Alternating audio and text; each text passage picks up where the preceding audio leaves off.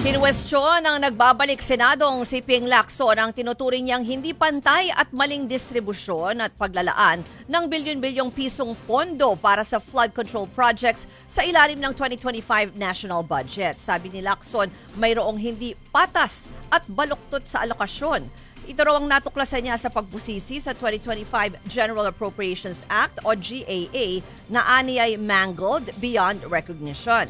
Halimbawa raw nito ang kanilang nakita na pagkaliit-liit na barangay pero pinaglaanan ng halos 2 bilyong piso.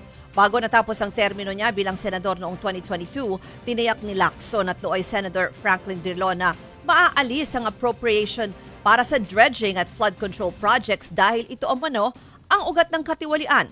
Dagdag niya may impormasyon siyang nakuha na ang backhoe para sa flood control program ay ginagamit lamang kung may nag-inspeksyon at nakaparada lang kung nakaalis na ang inspection team. Itong si Lacson ay kilala talaga na dito sa pagtutok niya lagi taon-taon sa national budget.